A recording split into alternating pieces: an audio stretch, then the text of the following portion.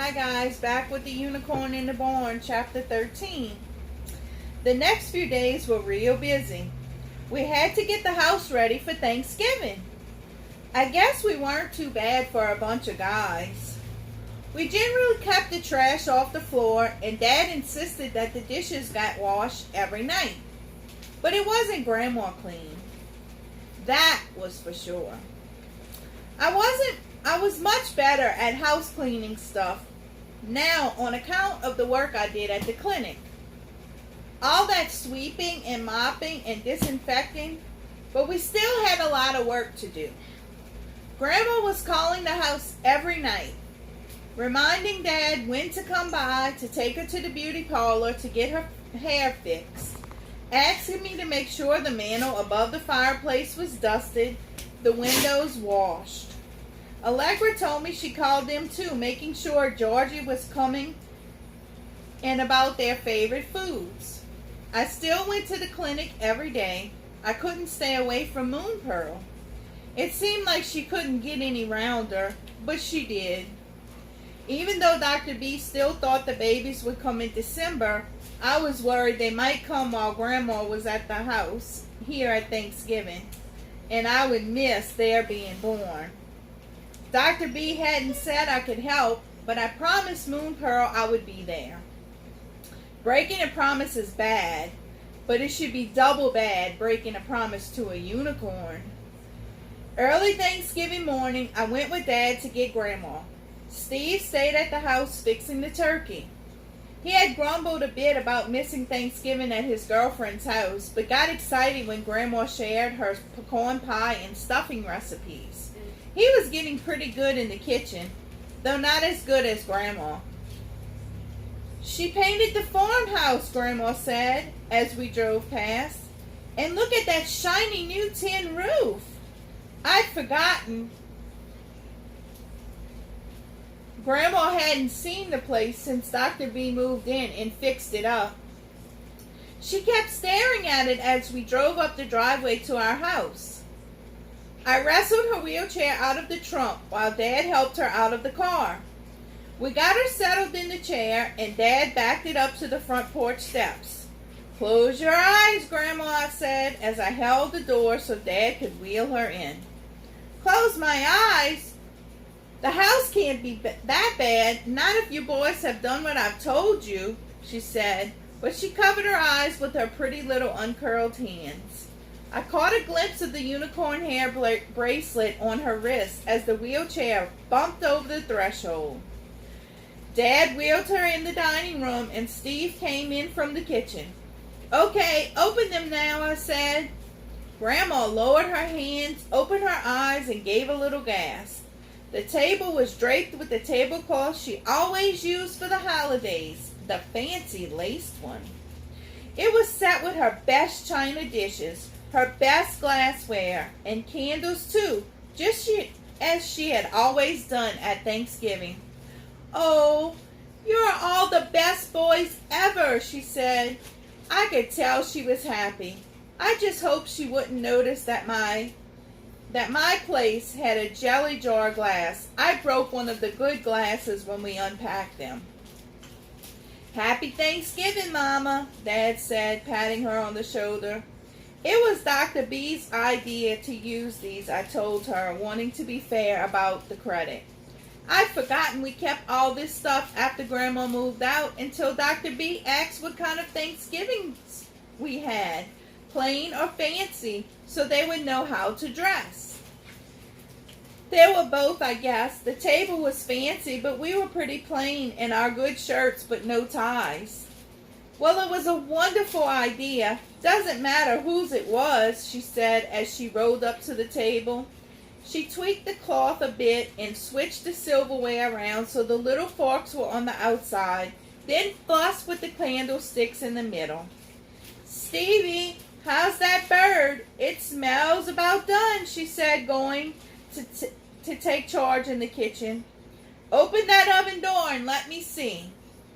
Dad and I retreated to the living room to escape all the talk about cooking. Fortunately, the Brankoskis showed up about then, before Grandma could find more for us to do.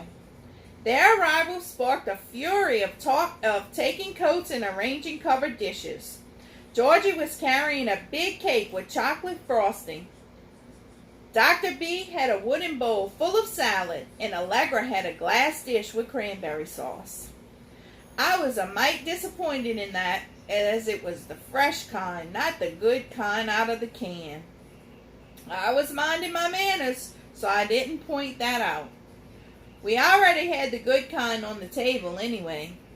"Welcome, welcome. Come on in and sit," said Grandma, motioning for everyone to come into the dining room. She wheeled over to the head of the table where she always sat.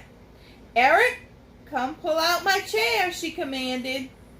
I picked up the chair to take it away, but she said, "No, leave it. I'm going to sit in a real chair like a proper hostess." Then she grabbed the arms of her wheelchair, lifted herself up, and shifted over to the dining room chair. She lowered herself down, smoothed out her skirt, and like a queen, nodded for all of us to sit. It was the first time since going into the nursing home she had taken any steps by herself. The bracelet was working, not just on her hands, but on all of her, like I'd hoped. If I got Allegra to make her another one, maybe she'd be strong enough by Christmas to move in with us and not just visit. "Let's all hold hands while Jimmy says grace," said Grandma. She reached out for Allegra and Steve on either side of her. I put out my hands for Allegra and Georgie. I caught Allegra's eye and then motioned with my head so she'd look at Grandma's wrist and see the unicorn hair bracelet, which she did. She gave a little smile. Then Dad asked the blessing. When I raised my eyes back up, I noticed that both Dad and Dr. B were staring at the bracelet too. Dad was at the other end of the table with Dr. B on his right and Georgie on his left. I quickly looked down so they wouldn't notice me noticing them. Suddenly, my silverware was very interesting. Everybody began passing dishes and filling their plates, so I figured they would all just forget about the bracelet. "Chris, I saw you painted the farmhouse and put on a new roof. I haven't seen the old place look so good in a long time," said Grandma. "Have you fixed up the inside too?" Uh-oh, I glanced over at Dad. He didn't like to be reminded that we had to sell the farmhouse and the barn because we needed the money. We kept the part of the land with our house and a few more outbuildings and all the rest of Harper's Woods. He didn't look too happy. "I'm afraid you might not be pleased with the interior changes," said Dr. B. "We had to do a lot to make the downstairs into a working clinic. That room off the kitchen is now our operating room for surgeries, and your old bedroom is full of crates and cages for our patients." She went on about all the new stuff, Grandma hanging on to every word. Then I got distracted by Steve kicking me under the table, trying to get me in trouble by getting a rise out of me. "And who posted all those no trespassing signs?" Grandma said. "I did," said Allegra, smiling at Grandma and making a "so there" face at me. "Everybody knows there's no hunting on Harper land, but somebody might try to take advantage thinking the vet here doesn't know." "Good work, girl," Grandma said, but she was looking hard at Steve. He didn't hunt, but he had friends who did, and who were always pestering us about using Harper's Woods. He got busy chasing peas around his plate. Then Grandma clapped her hands and raised them up. "Steve, fetch the desserts." Steve jumped up, happy to be let off the hook. "Yes, sir, General Grandma, sir," he said, and disappeared into the kitchen. He reappeared with Georgie's chocolate cake in one hand and pecan pie in the other. He set them on the table, sweet as you please. Next he came back with a plate full of peanut brittle. Grandma's recipe, of course. She beamed, then picked up the cake server. Who wants cake? She asked. Her sleeve fell back and there was the white bracelet. I'd love a piece of cake. Georgie's chocolate is divine, and that pecan pie too, said Dr. B. As she accepted her plate of desserts, she continued, I couldn't help but notice your bracelet, Mrs. Harper. Very unusual. Please call me Maggie. Eric gave it to me. Said your Allegra made it for me out of horsehair, Grandma replied, giving her wrist a little shake. Did she now? Said Dr. B, all mild and sweet-like, while looking daggers at us. Came from that white horse, Eric says, he's helping you with. His other white-haired lady friend, I call her, she said, running her hand through her own white hair. Maybe I'll get to meet her too when I come visit your clinic. Nothing prettier than a little white horse, except maybe a little blue-eyed boy. Grandma gave me a teasing smile. Maybe so. Dr. B gave me a look that said I had a lot of explaining to do. Then turned that same look on Allegra. We both shrank down in our seats. I'm beginning to think of this bracelet as a good luck charm, Grandma told her. I've been feeling so much better since Eric gave it to me. I hardly ever take it off. She had an expression that reminded me of Timothy when he's feeling especially pleased with himself. Allegra gave me a look that said, do you think your grandma knows about the unicorn? And I gave her one that said, I don't think so. How could she? Dr. B gave me a look that said, she better not know. And then Dad gave me a look that said, you better behave, boy. There were entirely too many looks going around the table and not nearly enough talking. Maggie, could you slice me another piece of that pecan pie? Georgie asked, breaking up the rounds of looks with some actual words. The conversation turned back to desserts as Steve tried to convince Georgie to give up the recipe for her cake. After a while, Dr. B stopped glaring at me, and so did Dad. Finally, Thanksgiving dinner was over. Steve and Dad were in the living room arguing over which football game to watch. The Brankoskis and Georgie were fixing to go, saying all their thank yous and such. So I was hopeful that the white-haired lady business was about to blow over. No such luck. Maggie, would you like to come over and see the clinic? Dr. B asked. Grandma got a big smile on her face. Chris, aren't you a dear? I would love to come, and maybe your girl can make me another one of these bracelets. A match set would do me a world of good. She held up her arm and shook it a bit and looked straight at me. It was like she knew the bracelet was making her feel better. Allegra was glaring at me like I had spilt the beans. I knew I hadn't, so I glared back. Jimmy, I'm going over to the farmhouse. Come help me back into that fool wheelchair. You all go on. We'll catch up, Grandma announced. I held the door for the Brankoskis and Georgie, since their hands were full of dishes and containers of leftovers. No more bracelets unless you check with me first, Dr. B said to me in a low voice as she stepped outside. Mama, you're going to tire yourself out. Are you sure about this now? Dad said, but he could tell she was set on going, so he got her into her chair and then into the car. Steve decided to come too. I sat in the back with Grandma, and she took my hand as we turned out of the drive. It was the hand with the bracelet, and I noticed the fingers were curling up a bit again. Maybe the power of the unicorn hair was wearing off. I wish I could roll Grandma out to the barn, and Moon Pearl could use her horn to cure everything, so she would be strong again. That would be breaking my promise to keep everything secret, and to keep Moon Pearl safe, so I wouldn't. But I didn't want Grandma to go back to that old nursing home. Doesn't the place look grand? Grandma said as we pulled up in front of the house.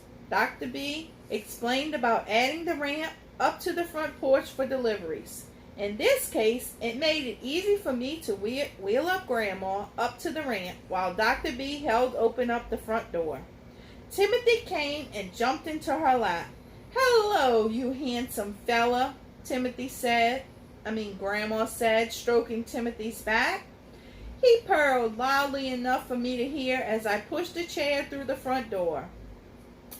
Dad and Steve came clumping in behind us. "Oh my," Grandma said, looking around the room at the bare floor and at the wooden desks and benches.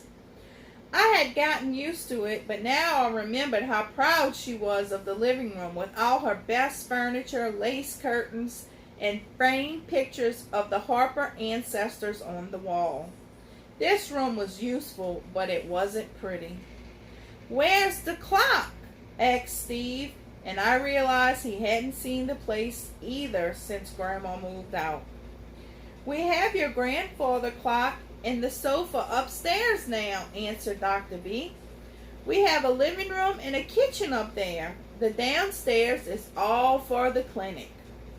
They bought some of the furniture along with the farm, as we didn't have room for much in our little house.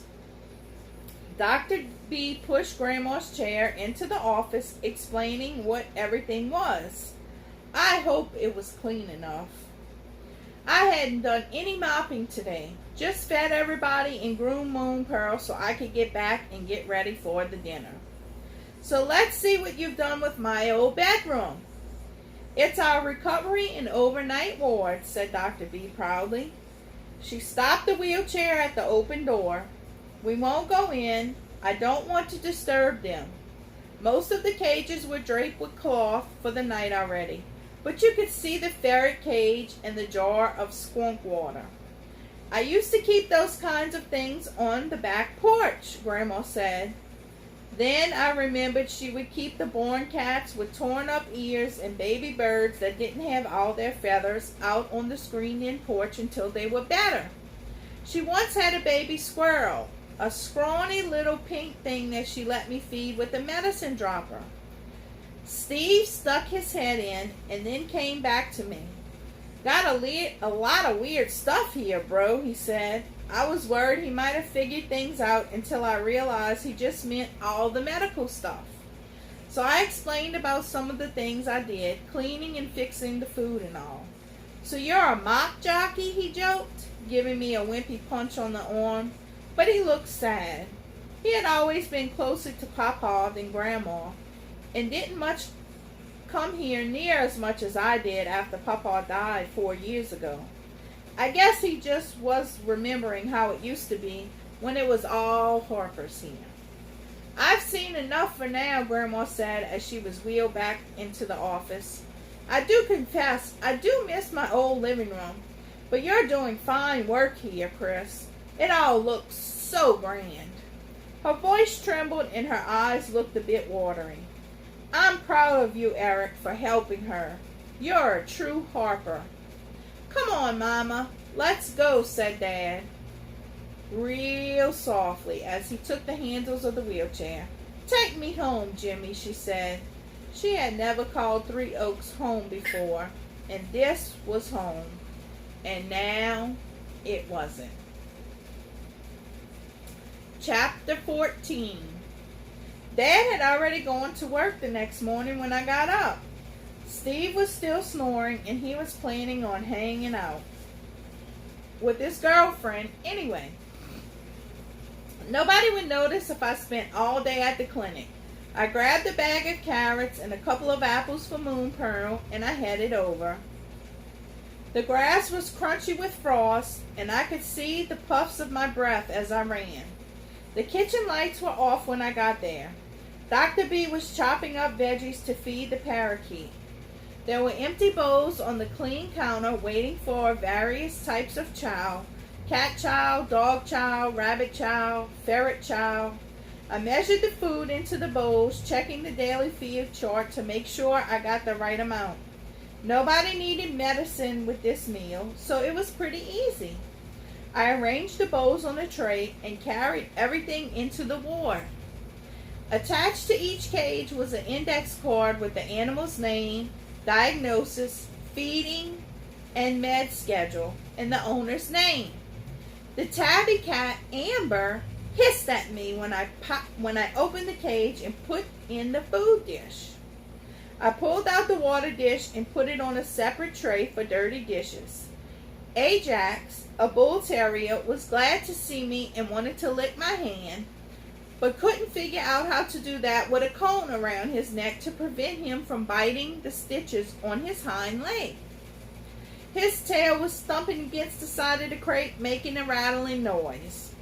"Hey boy, glad to see you," I told him, speaking softly so as not to bother the other patients. I scratched him on the neck and the shoulder behind the collar, and his tail thumped faster. Dr. B came in carrying a tray with food for the birds. "You have a real gift for working with the animals, Eric," she said. That was nice to hear. I didn't get too many compliments. I took the bowl out of Ajax's cage and locked it. "I like them," I said. "I can tell, and so can they." She moved over to the bird cages and lifted just the corner of the towel draped across one to open the door. I fed the rabbit, then went to the cage that held Slinky Dink. He was partially covered with the bedding. I opened up the door and took out the old food dish, which was still full of ferret chow. That wasn't a good sign. The water dish was full too. I looked closer at the stretch of fur, but didn't see any movement. His back ribs were still, no sign of breathing. "Dr. B, I think he's dead." "Let me see," she said. She put on a pair of surgical gloves, then reached into the cage and brushed away some of the bedding. The ferret's eyes were half closed and his mouth was slightly open. He still didn't move. Dr. B pulled the flashlight out of her pocket and shone it on his face. The ferret didn't blink. She touched his side, checking for breath, but still nothing. "You're right. He's gone." She drew her hand out and sighed.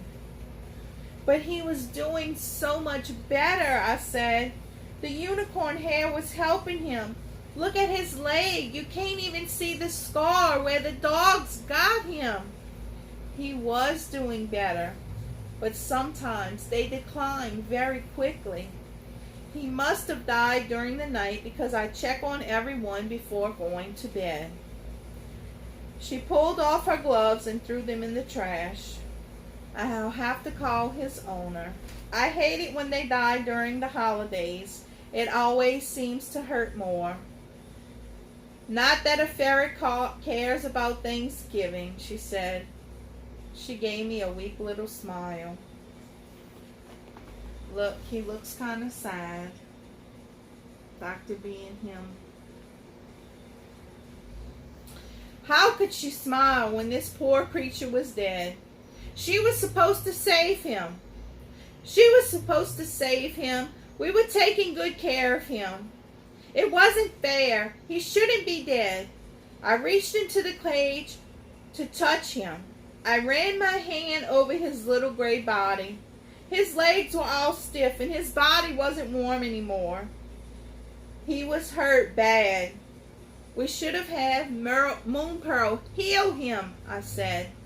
"Eric, we've been over this.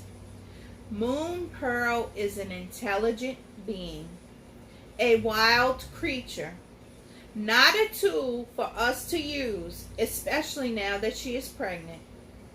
It took her several days to recover from healing your friend's dog. It would be even worse now that she is so close to delivery." She ran her hand over my head like she was soothing one of the animals. "It's hard, but it's part of the job." She left the ward and went into the office.